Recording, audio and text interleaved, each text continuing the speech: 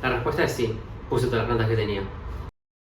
Bueno, como arquitecto no tengo tanto conocimiento sobre leyes porque, bueno, no sé la materia, sea al final de la carrera, pero las leyes rigen la vida cotidiana, lo que hacemos, lo que dejamos de hacer, lo que no podemos hacer. Y no, esas leyes no. Estoy hablando de las leyes fundamentales de la física. Si vamos a hablar de leyes fundamentales de la física, no podemos no hablar del único, inigualable, goddamn Isaac Newton, un físico inglés del siglo XVII. El trabajo más importante de Newton, no solamente para su vida, sino para la física y el mundo como lo conocemos ahora, son las leyes del movimiento. Si le pregunto a mi machete, son los principios que describen cómo se relacionan la fuerza, la masa, la aceleración, y son fundamentales porque permiten predecir el movimiento de casi cualquier cosa en la vida cotidiana. Si quieren tener un poco de contexto sobre Newton, cómo se crió, de dónde salen estas ideas, les recomiendo este libro que es Newton para principiantes, de William Rankin. Información que nos sirve para ubicarnos. Estas leyes fundamentales pertenecen a la física clásica, que tiene a Newton como referente, sigue la física moderna con Einstein y la física contemporánea, que tenemos por ejemplo a Stephen Hawking, cancelado en este canal. Las leyes de Newton son tres: la ley de inercia, ley fundamental del movimiento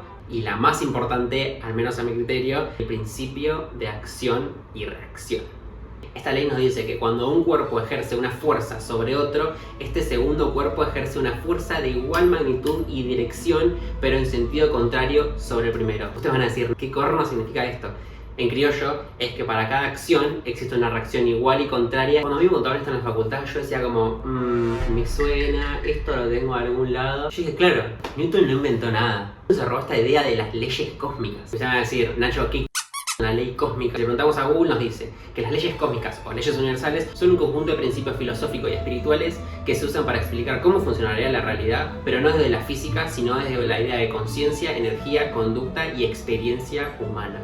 Un conjunto de 7 principios que se usan como mapa para entender cómo funciona la realidad a nivel mental, emocional y energético. Entre estas leyes tenemos la ley del mentalismo, la ley de la correspondencia, la ley de la vibración, la ley de la polaridad, la ley del ritmo, la ley de generación y la ley de causa y efecto. Esta ley es más conocida como karma. Y si me preguntan ¿qué es karma?, yo les voy a decir que yo lo digo siempre, mis respetos al karma y a las vueltas de la vida.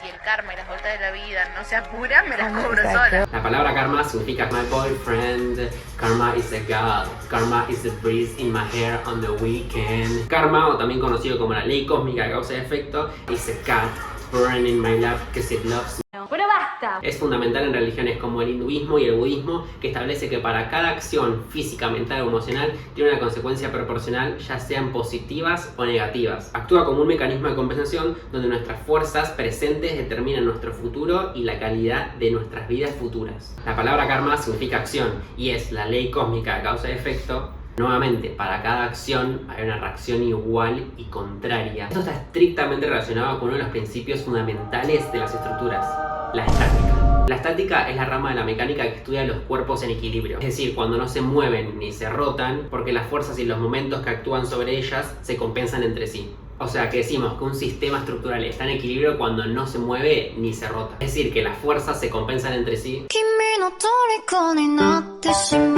y no generan ningún movimiento. Es decir, si tenemos una fuerza que está viniendo hacia este lado, necesitamos otra que anule su movimiento. Esta fuerza no puede seguir porque esta otra fuerza la está compensando. En estructura, para simplificar las cosas, las fuerzas y las cargas se dibujan. De hecho, en los primeros niveles de estructura se dibuja en escala y no se hacen cálculos, porque lo que se busca es que se comprenda el funcionamiento y la lógica que tienen las estructuras. Hay muchos tipos de cargas y muchos tipos de fuerzas que se dibujan de manera distinta, pero ese no es el tema del video. Cuando decimos que algo aguanta el peso, lo que significa es que está transfiriendo una carga que puede ser de vuelta y se compensa anulándola. Por ejemplo, si tenemos la fuerza 1 de 10 unidades que son positivas porque van hacia la derecha y esta se encuentra con una fuerza de igual magnitud, o sea 10 pero negativo porque va hacia el otro lado, estas se anulan y queda 0. La fuerza 1 es anulada por la fuerza 2 y por lo tanto el posible movimiento de la fuerza 1 queda anulado por la fuerza 2. Un ejemplo muy gráfico de esto son las hinchadas, que mientras cada lado ejerza la misma fuerza, el sistema permanece estático, pero en la que una fuerza sea mayor a la otra, realizar un desplazamiento para el lado que esté ejerciendo más fuerza que para la que está ejerciendo menos. Si lo pensamos gráficamente como una suma algebraica, podemos ver que la fuerza 1, que es positiva, es llevada a 0 por la fuerza 2, que es el sentido contrario y por lo tanto negativa. En las estructuras hay muchas cargas que producen mucha fuerza funcionando todas al mismo tiempo. Podemos decir que si coinciden en sentido y eje, estas se suman,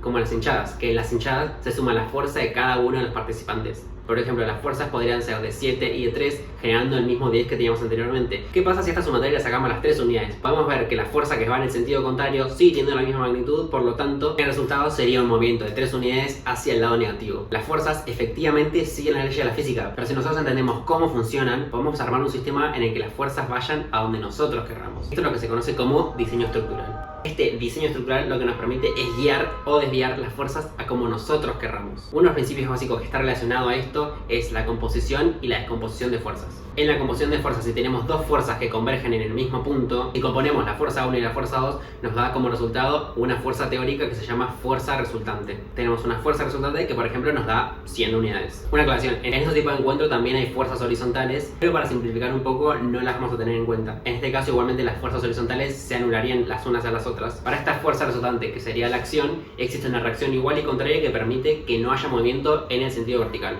En los sentidos horizontales estas fuerzas se anulan. Para la acción, o sea, la fuerza resultante, el vínculo tiene que generar una reacción que anule ese movimiento. Entonces, si la fuerza resultante tiene 100 unidades, la reacción tiene 100 unidades pero negativas, lo que permite que este vínculo permanezca estático. Aclaración, la composición y la descomposición de fuerza se pueden resolver con cálculos o con ejercicios prácticos, pero estas fuerzas son conceptuales. Si tenemos un sistema el cual se bifurca, se genera una descomposición, lo que sería que la fuerza 1 de unidad de 100 se divide en dos fuerzas iguales, que serían la fuerza componente 1 y la fuerza componente 2 de 50 unidades cada una. O sea que estos encuentros independientes tienen que generar una reacción independiente cada una que pueda reaccionar y por lo tanto anular el movimiento de la fuerza componente 1 y la fuerza componente 2. Resumiendo, en la composición de fuerzas tenemos dos o más fuerzas que pueden ser reemplazadas por una única fuerza resultante, y en la descomposición tenemos una única fuerza que se separa en dos o más fuerzas dependiendo cómo está armado el sistema. Esto me hace acordar la paradoja que me trae problemas mentales desde muy chico. ¿Qué pasaría si un objeto imparable se encuentra con un objeto inamovible?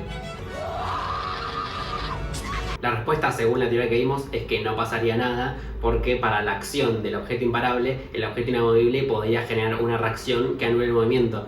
La solución o respuesta más aburrida es que esto es ilógico, porque si se encuentran estos dos, significa que si se mueve el objeto inamovible no era tan inamovible, y si el objeto imparable se para, significa que en realidad no era tan imparable.